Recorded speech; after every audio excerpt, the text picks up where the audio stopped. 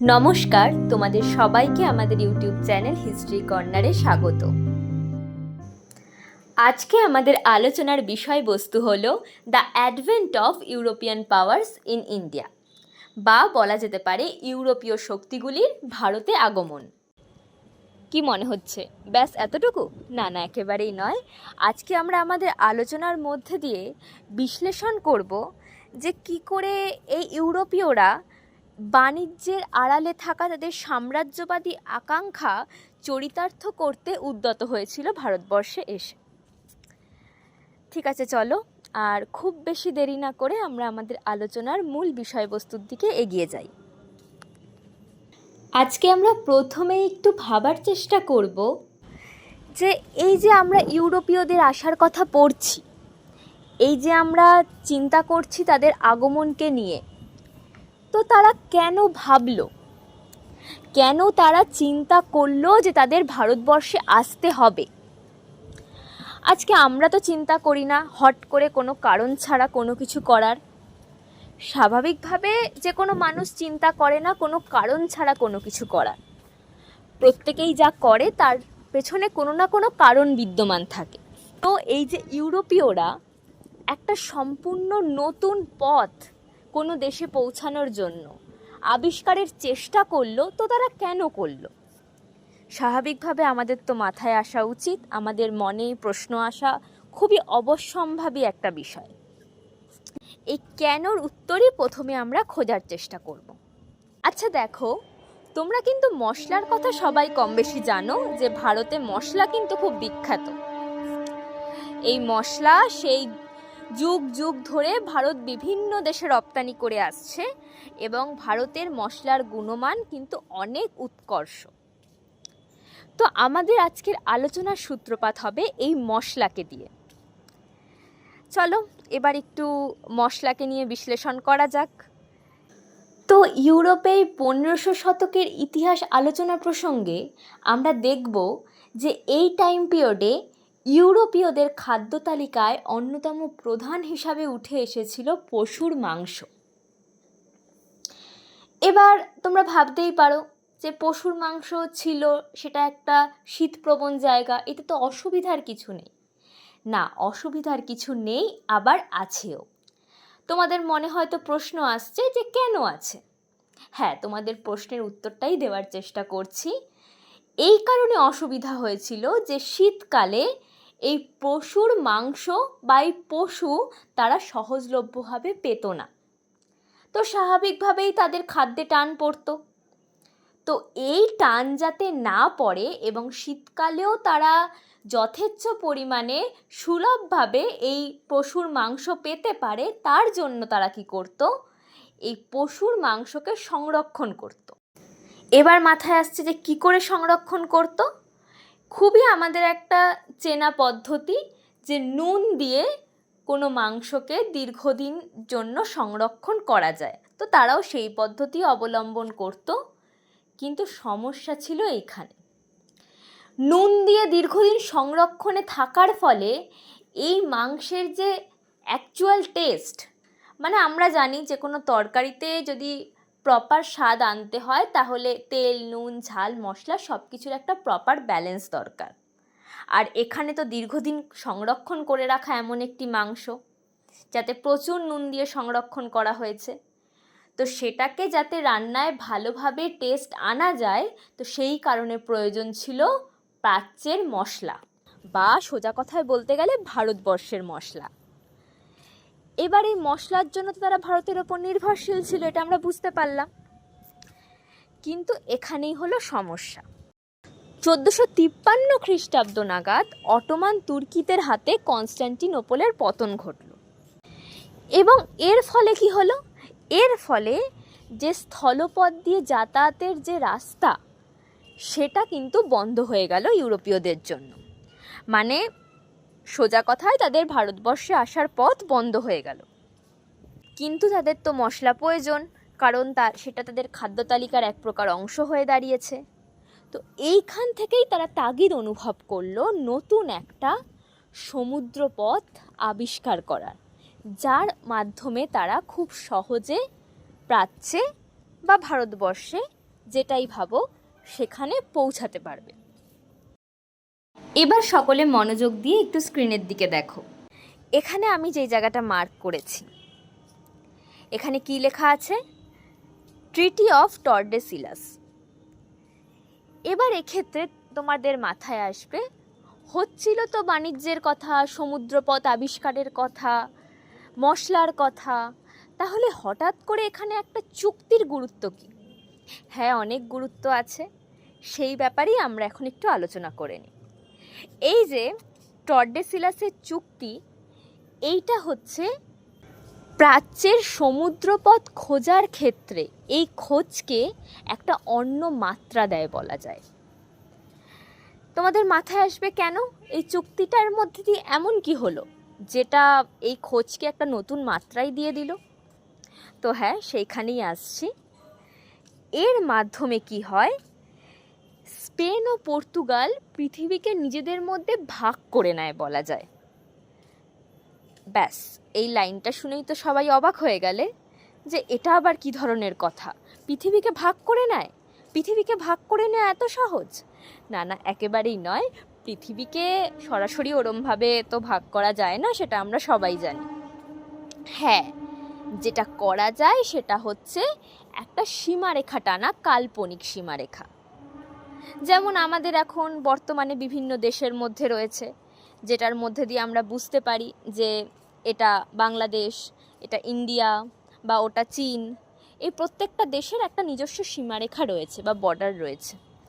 সেমভাবে আটলান্টিক মহাসাগরের ওপর দিয়ে একটি কাল্পনিক সীমারেখা টানা হয় বা ধরে নেওয়া হয় যে এই আটলান্টিক মহাসাগরের পশ্চিম ভাগ হয় স্পেনের এবং পূর্ব ভাগ থাকে পর্তুগালের।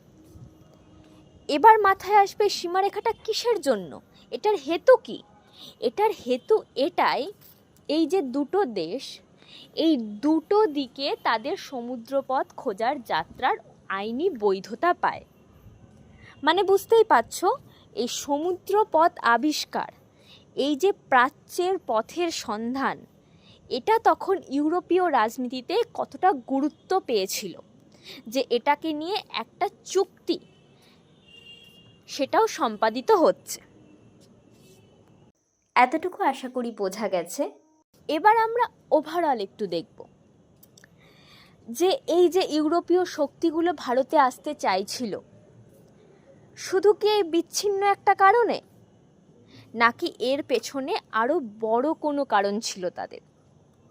হ্যাঁ, ঠিক ধরেছ একদম, এর পেছনে বড় তিনটে কারণ ছিল। এই তিনটে কারণকে একত্রে 3Gও বলা হয়ে থাকে। এবার এই 3G কি? চলো, এই 3G কি এবার এটা একটু জেনে নিই। এই 3Gর প্রথম জি বোঝাচ্ছে গড বা খ্রিস্ট ধর্মের প্রচার। সেকেন্ডে হচ্ছে গোল্ড, অর্থাৎ যাতে বোঝাচ্ছে ভারতের অগাধ সম্পদ। এবং তৃতীয়তে আছে হচ্ছে গ্লোরি, যার মাধ্যমে বোঝাচ্ছে নিজেদের দেশের ক্ষমতা জাহির করা। অর্থাৎ একত্রে বলতে গেলে ইউরোপীয়রা চেয়েছিল ভারতের অগাধ ধনসম্পদ, খ্রিস্ট ধর্মের প্রচার এবং নিজেদের ক্ষমতা প্রাচ্যের দেশগুলোতে জাহির করা। এবার আমরা চলে যাব পরবর্তী স্লাইডে। এখানে আমরা দেখব কি করে পর্তুগিজরা ভারতে এলো এবং কে প্রথম ভারতে পদার্পণ করেছিল। আচ্ছা, একটু স্ক্রিনের দিকে দেখো। এখানে আমরা দেখতে পাচ্ছি 1487 খ্রিস্টাব্দে পর্তুগিজ নাবিক বার্থোলোমিউ ডায়াস সর্বপ্রথম উত্তমাশা অন্তরী পর্যন্ত এসেছিলেন, কিন্তু এসে তিনি ফিরে যান। এর ঠিক 11 বছর পর, মানে 1498 সালের মে মাসে ভাস্কো ডা গামা কালিকট বন্দরে পৌঁছান। তবে এক্ষেত্রে কিন্তু তাকে সাহায্য করেছিলেন একজন গুজরাটি পাইলট, তার নাম ছিল আব্দুল মজিদ। তোমাদের সাথে এই বিষয়কেন্দ্রিক একটা ছোট্ট ঘটনা শেয়ার করছি। এই ভাস্কো ডা গামাই যখন কালিকট বন্দরে পৌঁছেছিলেন, সেখানকার রাজা জামোরিন কিন্তু তাকে খুব একটা পাত্তা দেননি। বরং তার আনা উপহার সামগ্রী নিয়ে রাজদরবারে যথেষ্ট হাসাহাসি এবং মশকরা উভয়ই হয়েছিল বলা যায়। কিন্তু এটা এক্ষেত্রে সবথেকে গুরুত্বপূর্ণ বিষয় নয়। এই যাত্রার ক্ষেত্রে বা তার এই ভারতে আগমনের ক্ষেত্রে সবথেকে গুরুত্বপূর্ণ বিষয় যা দাঁড়িয়েছিল সেটা হলো একটা বিশাল পরিমাণে লাভ করা। এবার তোমাদের মাথায় আসবে হঠাৎ করে এখানে লাভ ক্ষতির প্রসঙ্গ কেন আসছে? অবশ্যই আসছে। তার কারণ হচ্ছে তিনি ভারত থেকে যে পরিমাণ মশলা নিয়ে ফিরেছিলেন তা বিক্রি করে তিনি তার প্রায় ৬০ গুণ লাভ করেছিলেন। মানে বুঝতেই পারছ, ১ টাকা ব্যয় করে ৬০ টাকা লাভ করা মানে একটা বিশাল পরিমাণে প্রফিট। তো এই প্রফিটটাই, এই লাভের পরিমাণটা শুনেই কিন্তু পুরো ইউরোপে এক প্রকার হইচই পড়ে গেছিল। আর যেটা বোধহয় খুবই স্বাভাবিক, কারণ বেশিরভাগ মানুষই চায় কম ব্যয় করে অতিরিক্ত পরিমাণে লাভ করতে। এক্ষেত্রেও তার ব্যতিক্রম হয়নি। আবারও আমরা পরবর্তী ধাপে এগিয়ে যাই। এখন তোমরা যে স্লাইডটা দেখছো সেটি কিন্তু ভারত মহাসাগরের ইতিহাসের মোড় ঘুরিয়ে দেওয়ার মতো একটা বিষয়। তা কি এমন ঘটনা হলো যে ভারত মহাসাগরের ইতিহাসের মোড়ই ঘুরে গেল? হ্যাঁ, আসছি সেই দিকেই আসছি।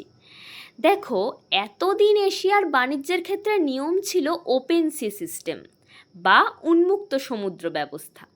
অর্থাৎ যার পণ্য আছে সে এসে ব্যবসা করবে, রাষ্ট্র সেখানে কোনো বাধাও দেবে না বা নৌবাহিনী পাঠিয়ে কাউকে আটকাতেও যাবে না।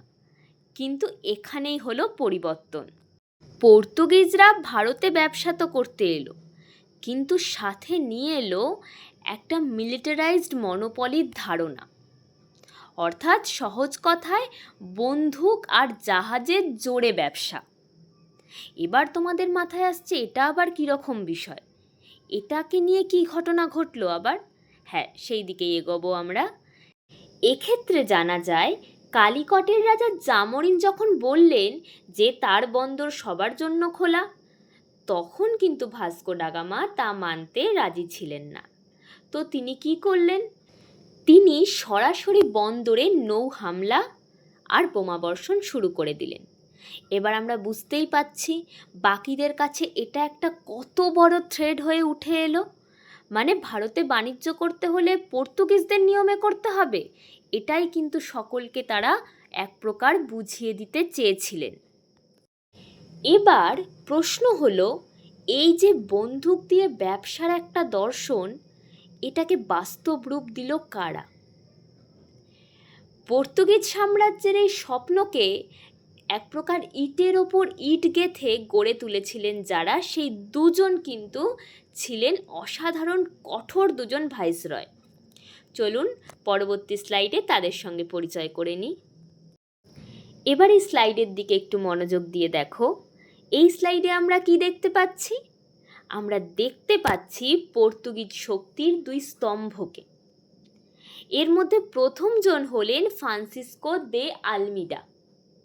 এবার এই আলমিডা সম্পর্কে একটু জেনে নিই আমরা। এই আলমিডার লক্ষ্য কিন্তু ছিল একেবারে পরিষ্কার। তিনি ভারতের ভেতরের দিকে বা স্থলের দিকে নজর দিতেই চাননি। তার দর্শন ছিল ব্লু ওয়াটার পলিসি। এবার এই ব্লু ওয়াটার পলিসি কি? তিনি বিশ্বাস করতেন যার হাতে ভারত মহাসাগরের নিয়ন্ত্রণ থাকবে সেই হবে আসল রাজা। আর তাই তিনি কি করেছিলেন? তিনি 1509 সালে দিউয়ের যুদ্ধে মিশর আর গুজরাটের সম্মিলিত নৌবাহিনীকে পরাজিত করেছিলেন এবং সমুদ্রের নিরঙ্কুশ ক্ষমতা দখল করেছিলেন। মানে বুঝতেই পারছ, তার মতাদর্শ অনুযায়ী যে সমুদ্রের ওপর ক্ষমতা থাকলে তিনি হচ্ছে আসল রাজা, এবং তিনি তার এই চিন্তাধারা প্রতিষ্ঠা করার দিকেই এগোচ্ছিলেন তার এই কাজকর্মের মধ্য দিয়ে। এবার এর ঠিক পরেই এলেন আলফন্সো দে আলবুকার্ক, যাকে পর্তুগিজ শক্তির প্রকৃত প্রতিষ্ঠাতাও বলা হয়ে থাকে। তিনি আবার আলমিডার চেয়ে এক ধাপ এগিয়ে ভাবলেন। তিনি বললেন, শুধু নৌবাহিনী দিয়ে রাজ্য হয় না, আমাদের দরকার ফর্টিফাইড পেরিমিটার বা সুরক্ষিত দুর্গ। মানে বলা যায় তিনি দুর্গকেন্দ্রিক সাম্রাজ্যের স্বপ্ন দেখেছিলেন। তাই তিনি কি করলেন? তিনি 1510 সালে বিজাপুরের কাছ থেকে গোয়া কেড়ে নিলেন। তবে কি শুধু এতটুকুই? না, এতটুকু নয়। এই আলবুকার্কের একটা অদ্ভুত কৌশল ছিল। তিনি কি করতেন? তিনি স্থানীয় মহিলাদের সঙ্গে পর্তুগিজদের বিয়ে করতে উৎসাহিত করতেন। তোমাদের মাথায় প্রশ্ন আসবে, এটা কেন? এটার কি কারণ হতে পারে? তো এই ক্ষেত্রেই তোমরা একটু ভেবে দেখো, আমরা কিন্তু অনেক আগে থেকে এই বিষয়টা শুনে আসছি যে বৈবাহিক সম্পর্কের মাধ্যমে রাজনৈতিক উদ্দেশ্য সাধন। এটা কিন্তু খানিকটা সেই প্রেক্ষাপটে আমরা দেখতে পারি। কি করে দেখতে পারি? সেটা হলো, এই যে স্থানীয় মহিলাদের সঙ্গে পর্তুগিজদের বিয়ে হলে তারা একটা স্থায়ী সমর্থক গোষ্ঠী তৈরি করতে পারবে। এটাই ছিল তার প্রধান উদ্দেশ্য। এছাড়া কিন্তু তিনি আরও একটি কাজ করেছিলেন। তিনি সতীদাহ প্রথা বন্ধ করেছিলেন। তবে এর পেছনে ছিল তার এক চতুর রাজনৈতিক চাল। তিনি চেয়েছিলেন পর্তুগাল থেকে আসা পুরুষরা যেন এদেশেই স্থায়ীভাবে বসবাস শুরু করে।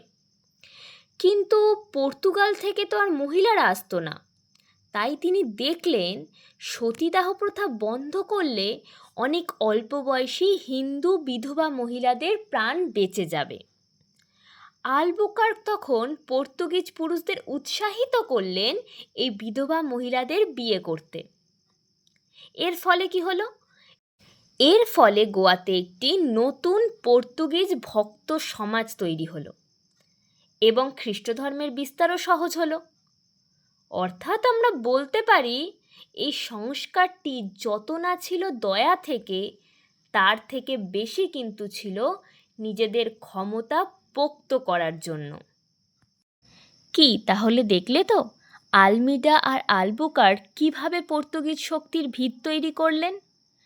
কিন্তু এই বিশাল ভারত মহাসাগরের রাজত্ব করা কি এত সহজ ছিল? একদমই নয়। এটা কিন্তু এত সহজ ছিল না। তো তারা কি করলো? তারা একটা দারুণ বুদ্ধি খাটালো। এবার তোমরা এই পরবর্তী স্লাইডে দেখো, যে ম্যাপটা দেখছো সেখানে একটু খেয়াল করো। তারা পুরো ভারত কিন্তু দখল করেনি। সেটা না করে তারা শুধু সমুদ্রের প্রধান 3টে ঢোকার রাস্তা বা চোক পয়েন্ট দখল করে নিল। এবার একটু দেখে নিই যে কবে কোন জায়গাটা দখল করা হয়েছিল। প্রথমে 1510-এ গোয়া, 1511-তে মালাক্কা এবং শেষে 1515-তে তারা হরমুজ দখল করলো।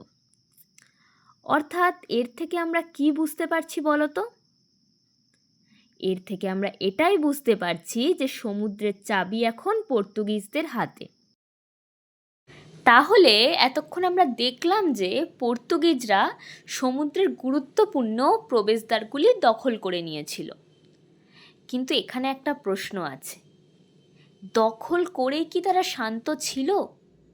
উত্তর হবে একদমই না। তারা নিয়ে এলো এক অদ্ভুত নিয়ম, যার নাম কি? কার্তাজ সিস্টেম। এবার একটু স্লাইডের ওপরের দিকে তাকাও। একে বলা হয়েছে মনোপলাইজিং দ্য ওয়েভস, অর্থাৎ সমুদ্রের ওপর গায়ের জোরে নিজেদের অধিকার খাটানো। তবে চলো এখন আর দেরি না করে এই সিস্টেমটা কিভাবে কাজ করতো সেটা একটু জেনে নিই। তোমরা স্ক্রিনে একটা বড় জাহাজের স্টিয়ারিং হুইল বা চাকা দেখতে পাচ্ছ। তার চারপাশে 3টে ধাপ বা স্টেপ লেখা আছে। এবার আমরা এই স্টেপগুলো একটু দেখে নিই। প্রথমে আছে দ্য রয়্যাল মনোপলি, অর্থাৎ রাজকীয় একাধিপত্য। এবার একটু জেনে নিই এটা কি। একদম ওপরের বাঁ দিকে আর ডান দিকে খেয়াল করো। পর্তুগিজরা একটা ঘোষণা করেছিল।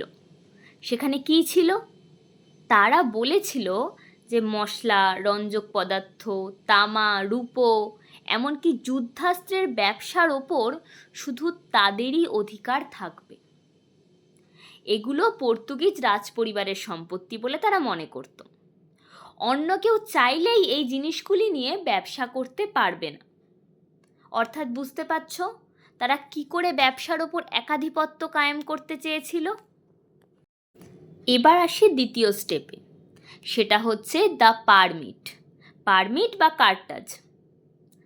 এবার এই স্টিয়ারিং চাকার ডান দিকের নিচের অংশ দেখো।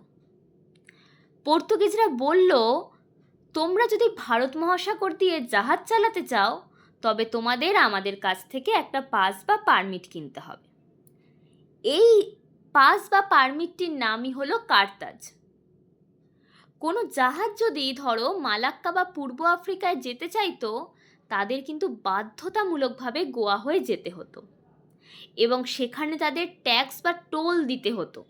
যেমন আমরা এখন দেখি সড়কপথে অনেক ক্ষেত্রে ট্যাক্স দিতে হয়, যাতায়াতের সময় টোল থাকে, সেরকমই ভাবো একবার তাহলে সমুদ্রকে যেন তারা তাদের পৈতৃক সম্পত্তি করে ফেলল, যেখান দিয়ে যেতে গেলে তাদের ট্যাক্স বা টোল দিয়ে যেতে হবে। এবার একটু দেখো 3 নম্বর স্টেপটা, যেটা হলো এনফোর্সমেন্ট অ্যান্ড কনফিসকেশন, অর্থাৎ জোরপূর্বক নিয়ন্ত্রণ। এবার প্রশ্ন ছিল যে কেউ যদি এই পাস না নেয় তাহলে কি হবে। এবার স্লাইডের একদম বাঁ দিকে নিচে একটা ছবি আছে, দেখো দুটো জাহাজের মধ্যে যুদ্ধ হচ্ছে। পর্তুগিজরা পরিষ্কার জানিয়ে দিয়েছিল কোনো জাহাজ যদি পাস ছাড়া ধরা পড়ে বা নিষিদ্ধ কোনো জিনিস, যেমন অস্ত্র ধরে নাও, বহন করে, তবে সেই জাহাজকে যুদ্ধে লুণ্ঠিত দ্রব্য হিসাবে গণ্য করা হবে, জাহাজ ডুবিয়ে দেওয়া হবে আর জাহাজের কর্মীদের দাসে পরিণত করা হবে। তাহলে বুঝতে পারছো তাদের এই নিয়ন্ত্রণ ব্যবস্থাটা কতটা ভয়াবহ ছিল। কিন্তু এত কড়া নিয়ম কি আসলে পুরোপুরি কাজ করেছিল? স্টিয়ারিং চাকাটার একদম মাঝখানে লাল রঙের অংশটা দেখো, সেখানে লেখা আছে এ লিকি সিস্টেম। কেন লিকি বা ফুটোযুক্ত বলা হয়েছে বলো তো? কারণ এই ব্যবস্থার ভেতরেই কিন্তু ছিল গলদ। পর্তুগিজ রাজকর্মচারীরা খুবই কম বেতন পেত, তাই তারা তখন কি করলো, তারা তলে তলে বেসরকারি ব্যবসায়ীদের সঙ্গে হাত মেলালো। এবার এই হাত মিলিয়ে তারা কি করলো বলো তো? তারা ঘুষ নিয়ে অনেক কিছু ছেড়ে দিত বা ছাড় দিত। অর্থাৎ সিস্টেমটা বাইরে থেকে যতই শক্তিশালী মনে হচ্ছিল, ভেতর থেকে কিন্তু ততটাই দুর্নীতিগ্রস্ত হয়ে পড়েছিল। তাহলে তোমরা বুঝলে তো কিভাবে পর্তুগিজরা পারমিট রাজ শুরু করে পুরো সমুদ্রকে নিজেদের পকেটে পুরতে চেয়েছিল। এবারের পরের স্লাইডে আমরা দেখব এর পরিণাম কি হলো। এবার দেখো পর্তুগিজদের এই যে কার্টাজ সিস্টেম আর এই দাদাগিরি যেটাই বলি, এটা দেখে কি বাকিরা হাত গুটিয়ে বসে থাকবে? তোমাদের কি মনে হয়? উত্তর একদমই নয়। এবার আসরে নামলো সেই সময়ের প্রবল শক্তিশালী শক্তি অটোমান সাম্রাজ্য, দ্য অটোমান এম্পায়ার। তোমরা স্লাইডের ওপরে একদম মাঝখানে দেখো শিরোনামে লেখা আছে দ্য অটোমান পুশব্যাক, অর্থাৎ অটোমানদের পাল্টা ধাক্কা। আমরা নিচে একটা সুন্দর টাইম লাইন দেওয়া আছে দেখতে পাচ্ছি। চলো আমরা এই সাল ধরে ধরে দেখে নিই ঠিক কী কী ঘটেছিল। এবার টাইম লাইনের প্রথম বক্সটা খেয়াল করো। 1529 থেকে 1531 গুজরাটি অ্যাপিল বা গুজরাটি আবেদন। গুজরাটের সুলতান পর্তুগিজদের উৎপাতে অতিষ্ঠ হয়ে অটোমান খলিফার কাছে সাহায্যের আবেদন পাঠালেন। অটোমান কমান্ডার রুমি খান গুজরাটে এলেন এবং দিউতে পর্তুগিজদের আক্রমণকে সফলভাবে রুখে দিলেন। অর্থাৎ এর ফলে কি হলো? এর ফলে পর্তুগিজরা প্রথমবারের মতো বুঝতে পারল যে তাদের টক্কর দেওয়ার মতো কিন্তু কেউ আছে। এবার দেখো 1538 সাল। এখানে কি হয়েছিল? এটা ছিল ইতিহাসের অন্যতম বড় একটা লড়াই। কেন বলছি একথা এই কারণে বলছি, অটোমান নেতা সুলেমান পাশা 45টি যুদ্ধজাহাজ এবং প্রায় 20,000 সৈন্য নিয়ে দিউ অবরোধ করলেন। ছবিটার দিকে তাকাও, দেখো কি ভীষণ যুদ্ধ চলছে। কিন্তু আশ্চর্যের বিষয় কি বলো তো, এত শক্তি থাকা সত্ত্বেও কিন্তু তারা ব্যর্থ হলো। এবার তোমাদের মনে প্রশ্ন আসছে, কেন? এটা কি করে সম্ভব? শক্তি যার জয় তো তার। না, কেন জানো? কারণ ছিল সুলেমান পাশার অহংকার। তার আচরণে গুজরাটিরা বিরক্ত হয়ে তাদের সমর্থন তার ওপর থেকে তুলে নিল। আর পর্তুগিজরা এই সুযোগটাই নিয়েছিল এবং এই সুযোগটা নিয়েই তারা বেঁচে গেল। এবার 1554 সাল, অর্থাৎ ফাইনাল এক্সপিডিশন বা শেষ অভিযান। এই 1554 সালে অটোমানরা কিন্তু আবার চেষ্টা করল। এবার কে নেতৃত্ব দিয়েছিলেন? এবার নেতৃত্বে ছিলেন আলী রাইস। কিন্তু হলে কি হবে? এই সময় কিন্তু পর্তুগিজদের নৌশক্তি একেবারে তুঙ্গে এবং এই লড়াইয়েও কিন্তু আলী রাইস পর্তুগিজদের দুর্গ ভাঙতে পারলেন না। তোমরা স্লাইডের নিচে একটা লাল রঙের ক্রস চিহ্ন দেখতে পাচ্ছ নিশ্চয়ই। ওটা দিয়ে কি বোঝানো হয়েছে বলো তো? ওটা দিয়ে বোঝানো হয়েছে যে অটোমানদের শেষ চেষ্টাও কিন্তু সফল হয়নি। এবার চলে আসি পরের পয়েন্টে। সেখানে আছে কি 1566 সাল, যুদ্ধবিরতি বা চুক্তি। অবশেষে 1566 সালে কিন্তু এসে পরিস্থিতি শান্ত হলো। টাইমলাইনের একদম শেষ ছবিটা দেখো, দুটো হাত মেলাচ্ছে। অটোমানরা কিন্তু বুঝতে পারলো যে পর্তুগিজদের সমুদ্র থেকে সরানো অত সহজ হবে না। তাই তারা একটা চুক্তিতে এলো। তারা ঠিক করলো যে এই প্রাচ্যের বা ওরিয়েন্টাল বাণিজ্যের ভাগ তারা পর্তুগিজদের সাথে শেয়ার করে নেবে এবং নিজেদের নজর ভারতের সমুদ্র থেকে সরিয়ে আবার সেই ইউরোপের দিকেই নিয়ে যাবে। তাহলে দেখলে তো, পর্তুগিজরা শুধু যে ছোট ছোট রাজ্যকে হারিয়েছিল তা কিন্তু নয়, তারা কিন্তু তৎকালীন বিশ্বের শ্রেষ্ঠ শক্তি অটোমানদের সঙ্গে লড়াই করেও টিকেছিল। এবার এর পরে আমরা কি দেখব? আমরা দেখব ভারতে পর্তুগিজদের শাসন পদ্ধতি বা তাদের প্রশাসন কেমন ছিল। তোমরা পরের স্লাইডটার দিকে এবার লক্ষ্য করো। তাহলে আমরা আগের স্লাইডে দেখেছিলাম অটোমানদের হারিয়ে পর্তুগিজরা কিন্তু ভারতের সমুদ্র সীমায় এক প্রকার অপ্রতিদ্বন্দ্বী হয়ে উঠেছিল। কিন্তু এই বিশাল সাম্রাজ্য তারা চালাতো কিভাবে? আর ভারতের ভাগ্যবিধাতা মুঘল সম্রাটদের সাথেই বা তাদের সম্পর্ক কেমন ছিল? এবারে প্রশ্নগুলোর উত্তর পাওয়ার আমরা একটু চেষ্টা করব।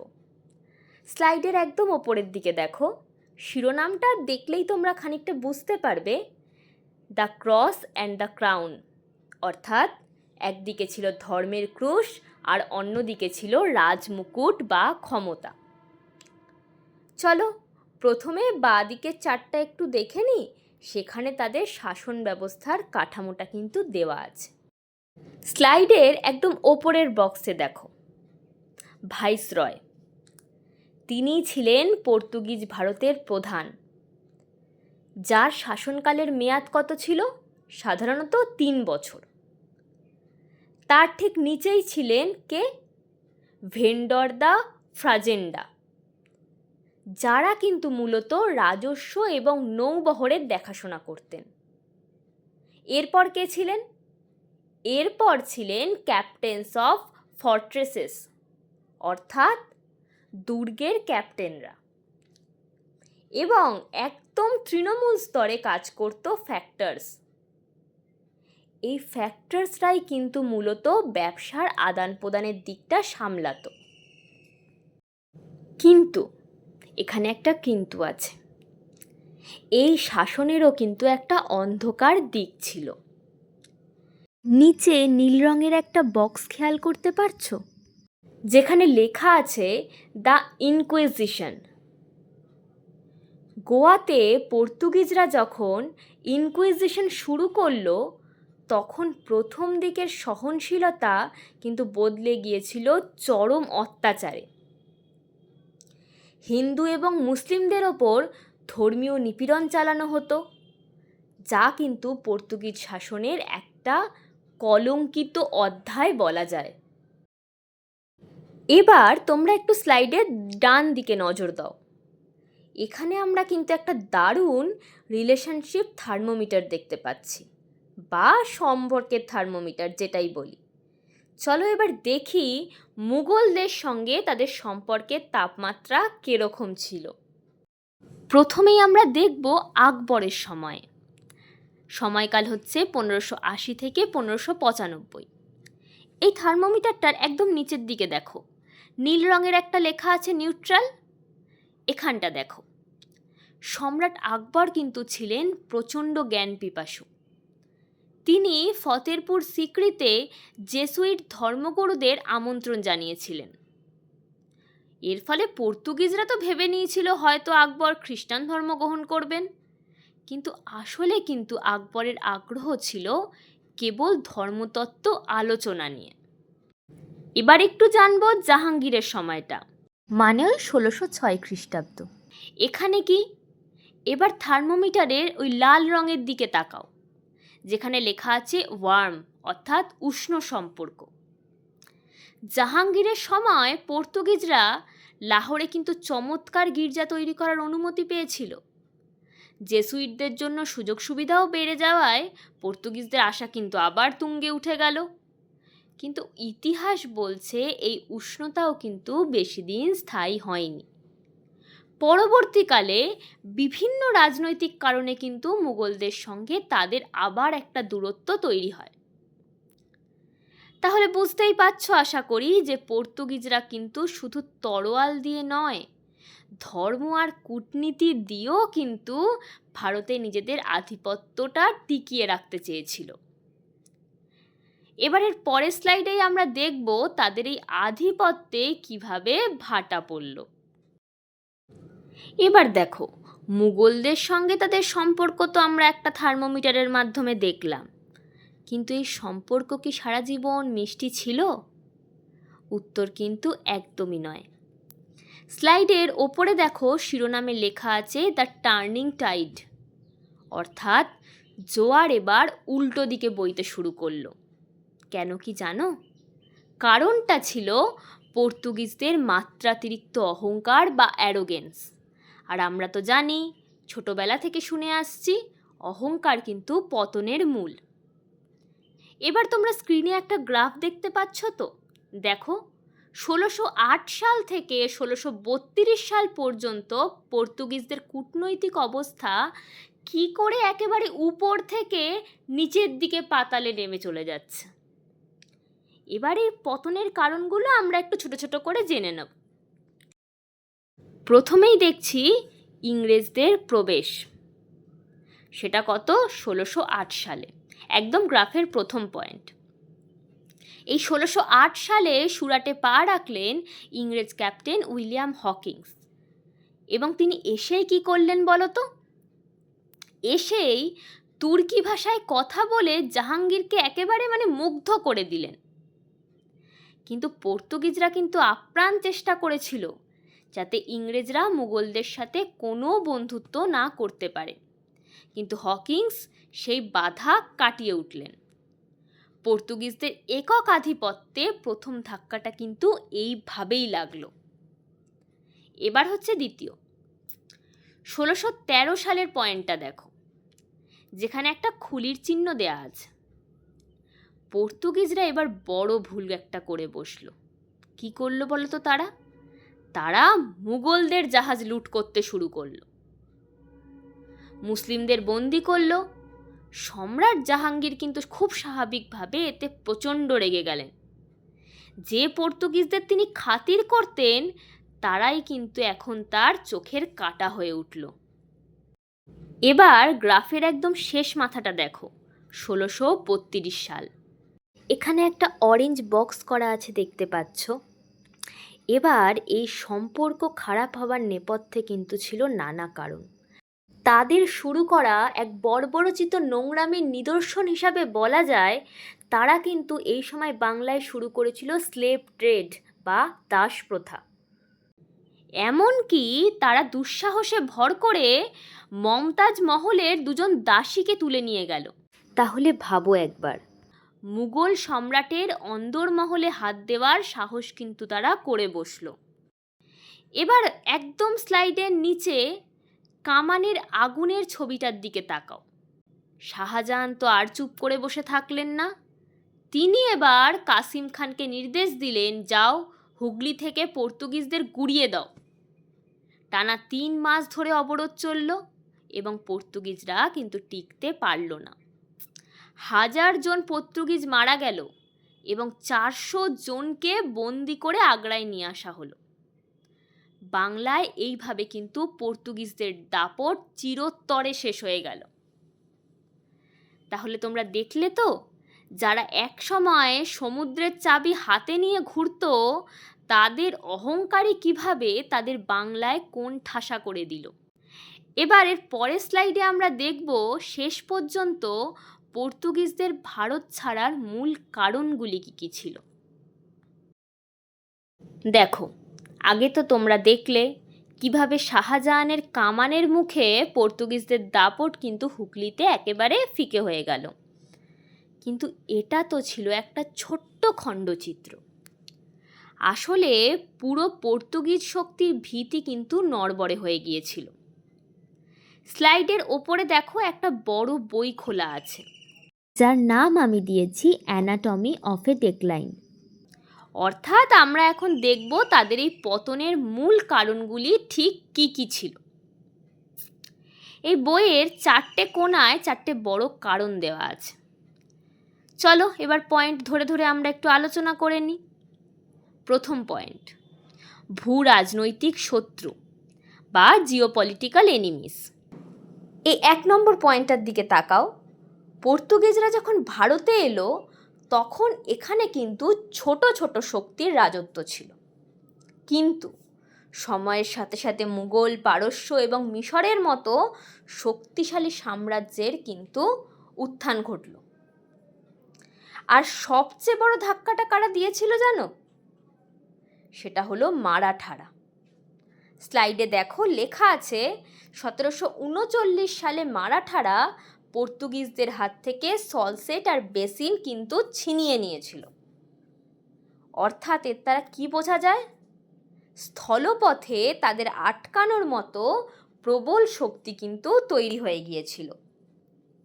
এবার 2 নম্বর পয়েন্টে আমরা দেখব ধর্মীয় বিমুখতা। এখানে আগুনের শিখার একটা ছবি আছে পাশে। ওটা দিয়ে আমি কি বোঝাতে চেয়েছি বলো তো? ওটা দিয়ে বোঝাতে চেয়েছি তাদের উগ্র ধর্মীয় নীতি।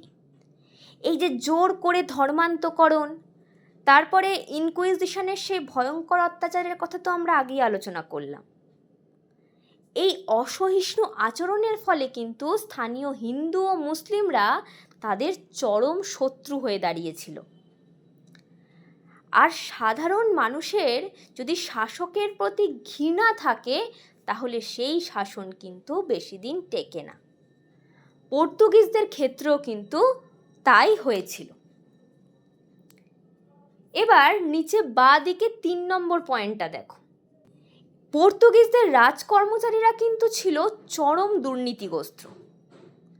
একদিকে রাজকীয় কোষাগারে টান পড়ছে, অন্যদিকে কর্মচারীরা ব্যক্তিগত ব্যবসায় আর দস্যুবৃত্তিতে মত্ত হয়ে উঠেছে। অর্থাৎ অর্থনৈতিক দ্রষ্টতা বলা যায়। এই সামুদ্রিক জলদস্যুতা বা পাইরেসির ফলে স্থানীয় রাজারা কিন্তু একজোট হয়ে পর্তুগিজ শক্তির বিরুদ্ধে রুখে দাঁড়িয়েছিল। আর একদম শেষে 4 নম্বর পয়েন্টের গ্লোবটার দিকে এবার তাকাও। 1580 সালে স্পেন আর পর্তুগাল কিন্তু এক হয়ে গেল। ফলে স্পেনের শত্রু অর্থাৎ ইংল্যান্ড আর হল্যান্ড কিন্তু পর্তুগিজদেরও চিরশত্রু হয়ে গেল। এবার ঠিক সেই সময়ই কিন্তু পর্তুগিজরা ব্রাজিল আবিষ্কার করে ফেলল। তাদের মনে হয়েছিল ভারতের চেয়ে ব্রাজিলের লাভ বেশি। ফলে তাদের সমস্ত সম্পদ আর মনোযোগ ভারতের দিক থেকে সরে কিন্তু পশ্চিমের দিকে অর্থাৎ ব্রাজিলের দিকে চলে গেল। তাহলে আমি কি বোঝাতে পারলাম যে কোন 4টে প্রধান কারণের ফলে পর্তুগিজরা কিন্তু ভারত থেকে ধীরে ধীরে সরে যেতে বাধ্য হলো? আচ্ছা, পর্তুগিজদের পতনের কারণগুলো তো আমরা জানলাম, কিন্তু তারা কি শুধু যুদ্ধ আর দস্যুতাই করে গেছে? কি মনে হয় তোমাদের? উত্তরটা কিন্তু হবে না। ভারত ছেড়ে যাওয়ার আগে তারা আমাদের দৈনন্দিন জীবনে এমন কিছু জিনিস দিয়ে গেছে যা ছাড়া কিন্তু আজ আমরা আমাদের রান্নাঘর ভাবতেই পারি না। তো চলো সবাই একটু স্লাইডের দিকে তাকাও আর শিরোনামটা আগে দেখো, দ্য এগ্রিকালচার এক্সচেঞ্জ। পর্তুগিজরাই কিন্তু প্রথম ভারতকে বিশ্ব অর্থনীতির সাথে জুড়ে দেয়। আর সবচেয়ে মজার ব্যাপার হলো আমাদের ভারতীয় কৃষকরা খুব আনন্দের সঙ্গে তাদের আনা নতুন ফসলগুলো কিন্তু গ্রহণ করেছিল। তাহলে চলো দেখি আজ আমরা যা যা খাই তার মধ্যে কোনগুলো পর্তুগিজরা এনেছিল। স্লাইডের ছবিগুলো একটু খেয়াল করো। প্রথমে হচ্ছে আলু ও ভুট্টা, একদম বাঁ দিকের ফ্রেমে দেখো। আচ্ছা বলো তো, আজ কি আলু ছাড়া আমাদের বাঙালির রান্নাঘর চলে? একদম নয় কিন্তু। এই আলু আর ভুট্টাই কিন্তু ভারতে এসেছিল প্রথম পর্তুগিজদের হাত ধরে, এবং যা আমাদের কৃষি অর্থনীতিতেও এক বিরাট পরিবর্তন এনেছিল। তার পরের ছবিটা দেখো, আমরা যে মিষ্টি পেঁপে খাই সেটা প্রথম চাষ হতো কিন্তু মেক্সিকোতে। পর্তুগিজদের হাত ধরেই এই ফলটি আমাদের দেশে এসে পৌঁছায়। এবার মাঝের গোলাকার ফ্রেমটার দিকে তাকাও। কাজু বাদাম আসলে হচ্ছে ব্রাজিলের ফসল। পর্তুগিজরা যখন ব্রাজিল থেকে জাহাজ নিয়ে ভারতে আসতো তখন তারা এই কাজু বাদামও সাথে করে নিয়ে এসেছিল। আর আজ ভারত কাজু উৎপাদনে বিশ্বের অন্যতম প্রধান দেশ। তারপর ডান দিকের ফ্রেমটা দেখো, আনারস আর পেয়ারা দুটোই কিন্তু মধ্য দক্ষিণ আমেরিকার ফল। পর্তুগিজরা যদি না আসতো তাহলে কিন্তু এই চমৎকার ফলগুলোর স্বাদ আমরা পেতামই না। তবে শুধু কি ফলমূল? একদম নিচে ডান দিকের নীল রঙের ব্লু প্রিন্টটা খেয়াল কর। পর্তুগিজরা কিন্তু কোচিনে উন্নত মানের পশ্চিমা জাহাজ তৈরির প্রযুক্তি বা শিপ বিল্ডিং টেকনিক্স নিয়ে এসেছিল। এটা ভারতের নৌস্থাপত্যের ইতিহাসে কিন্তু ছিল একটা বড় মাইল ফলক। তাহলে আমরা বুঝতে পারছি যে পর্তুগিজরা শাসন ক্ষমতা হারালেও আমাদের জীবনযাত্রায়, আমাদের খাদ্যাভ্যাসে আর প্রযুক্তিতে কিন্তু তারা একটা গভীর ছাপ রেখে গেছে। এই যে আলু, কাজু বা পেয়ারা, এগুলি যখনই আমরা খাই আমাদের কিন্তু কোথাও গিয়ে একটা এই পর্তুগিজদের কথা মনে পড়বে।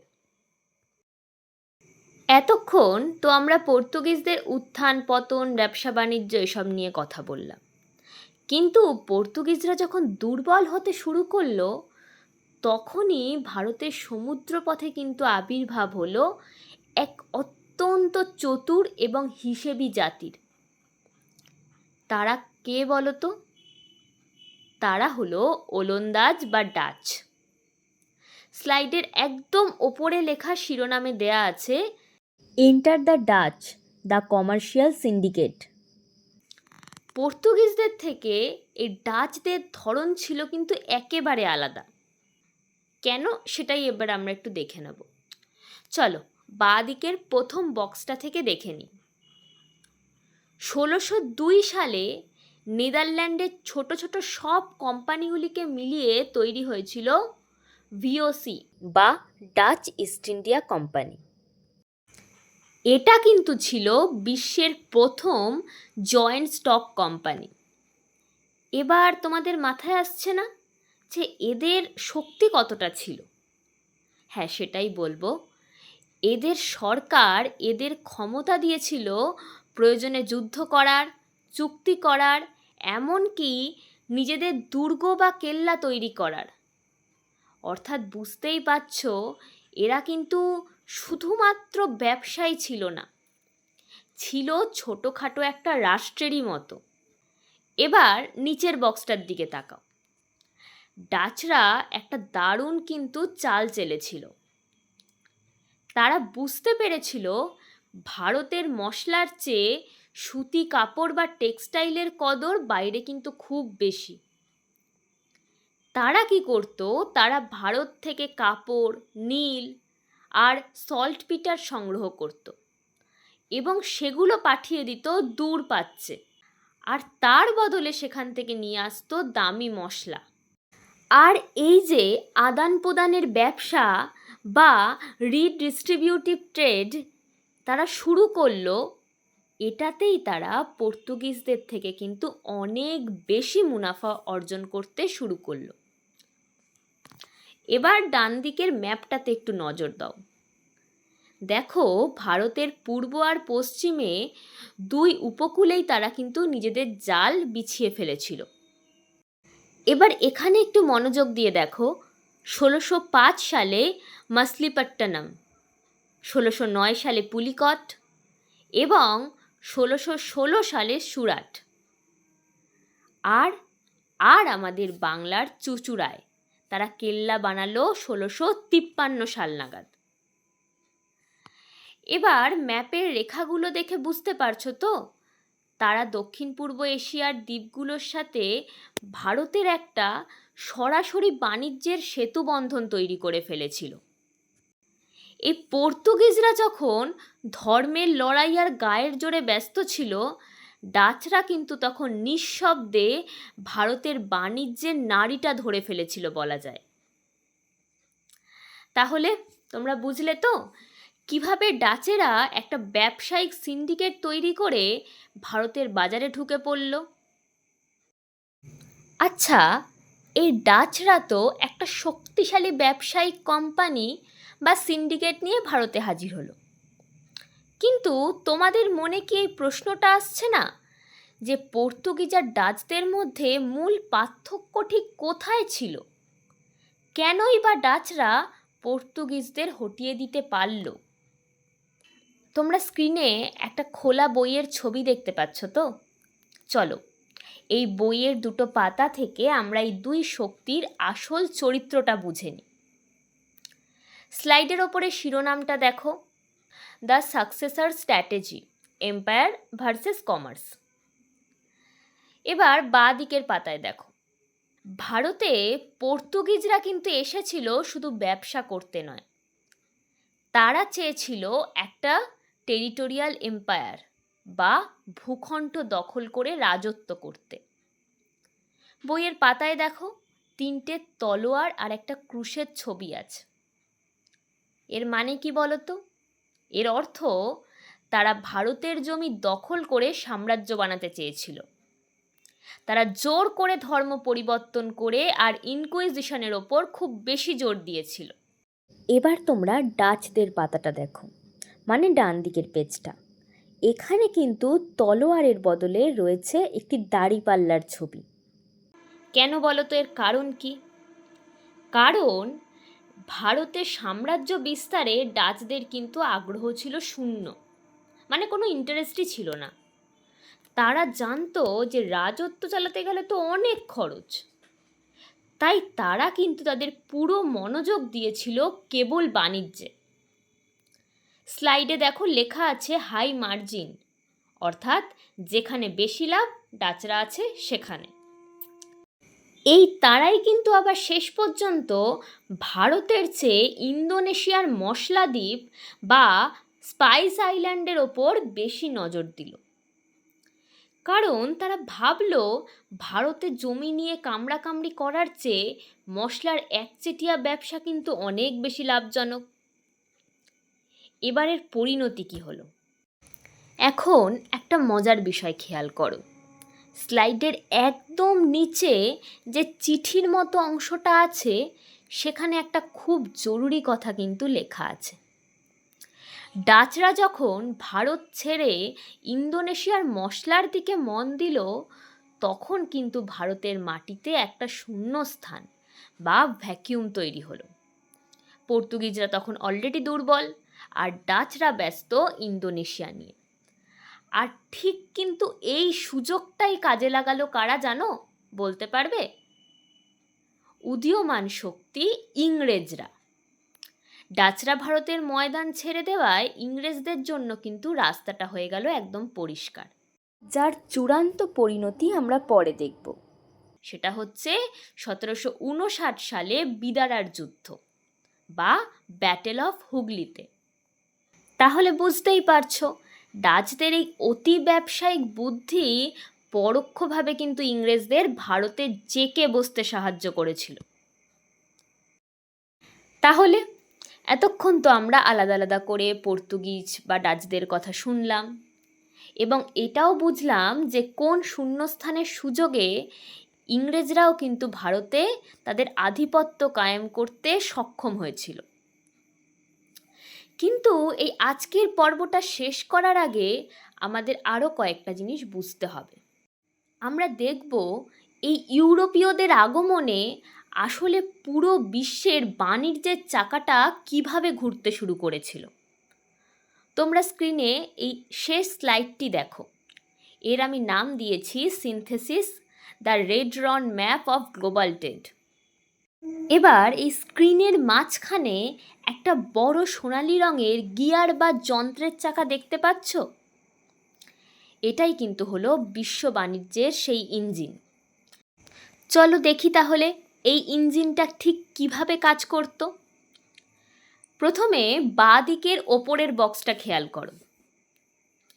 পর্তুগিজ আর ডাচরা কিন্তু আমাদের দেশ থেকে ভারতীয় সুতি কাপড় নিয়ে যেত ইন্দোনেশিয়ার দ্বীপপুঞ্জে, আর সেই কাপড়ের বিনিময়ে তারা সেখান থেকে কিন্তু সংগ্রহ করত দামি সব মশলা। অর্থাৎ এর থেকে আমরা কি বুঝতে পারছি বলো তো? এর থেকে আমরা বুঝতে পারছি যে আমাদের এই কাপড় ছিল তখন কিন্তু বিশ্ববাজারের আসল মুদ্রা। এবার ডান দিকের ওপরের বক্সটা দেখো। সেই সংগ্রহ করা মশলাগুলো কিন্তু আবার নিয়ে যাওয়া হতো চীনে, কারণ চীনের সঙ্গে জাপানের তখন সরাসরি ব্যবসা কিন্তু ছিল বন্ধ। তাই ইউরোপীয়রা কি করত? চীনের সিল্ক বা রেশম নিয়ে যেত জাপানে, এবং তার বদলে জাপান থেকে নিয়ে আসতো প্রচুর রূপো। তাহলে জাস্ট ভাবো একবার, ঠিক কতটা জটিল কিন্তু কতটা পরিকল্পিত ছিল এই ব্যবস্থাটা। এবার নিচের দিকের বক্সটার দিকে তাকাও। এটা আরও একটা চমকপ্রদ বিষয়। স্প্যানিশ জাহাজগুলো ফিলিপাইন থেকে ভারতীয় কাপড় নিয়ে পাড়ি দিত সেই সুদূর দক্ষিণ আমেরিকায়, আর তার বিনিময়ে সেখান থেকে তারা নিয়ে আসতো নিউ ওয়ার্ল্ড সিলভার বা আমেরিকার রূপো, যা দিয়ে কিন্তু আবার নতুন করে এই বাণিজ্যের চক্রটা চলত। এবার একদম মাঝখানে চলে আসো। সেই বক্সটায় দেখো লেখা আছে দ্য ফাইনাল লেগ্যাসি। এই পুরো যুগটা আসলে কি ছিল? এটা ছিল কেবল যুদ্ধের গল্প নয় কিন্তু, বরং এশীয় ব্যবসায়ী, ইউরোপীয় ব্যাংকার আর আমেরিকার রূপোর এক জটিল মেলবন্ধন।